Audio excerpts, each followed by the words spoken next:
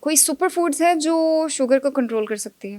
دیکھیں اگر آپ میٹھا کھاتے رہیں اور آپ سپر فوڈز بھی لیتے رہیں تو کوئی فائدہ نہیں ہے، لیکن اگر آپ اپنی ڈائٹ مینیج کرتے ہیں، اس کے ساتھ چند چیزوں کا استعمال شروع کر دیتے ہیں، تو وہ آپ کو انسولین ریزسٹنس میں ہیلپ کر سکتے ہیں، جس میں سنمن سر فہرست ہے. رائٹ. سنمن واٹر جو ہے وہ شوگر کی مینجمنٹ میں ہیلپ کرتا ہے. زیرے کا پانی وہ بھی شوگر مینجمنٹ میں ہیلپ کرتا ہے. بلوٹنگ میں بھی بلوٹنگ میں بھی ڈیفینیٹلی.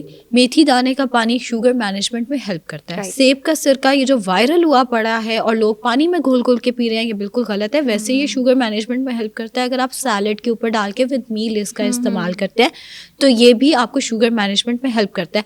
چیا سیڈس انڈائریکٹلی اس طرح سے ہیلپ کرتے ہیں کہ وہ آپ کو فائبر دیتے ہیں، ہیلدی فیٹ دیتے ہیں اور ایک دم فوڈ کو ڈائجسٹ نہیں ہونے دیتے. تو اگر آپ اپنے بریک فاسٹ میں یا پری بریک فاسٹ میں یا بریک فاسٹ کے بعد یا ڈنر سے پہلے کسی ٹائم پہ چیا سیڈس کو لے کر آتے ہیں تو وہ بھی آپ کو شوگر مینجمنٹ میں ہیلپ کر سکتے ہیں.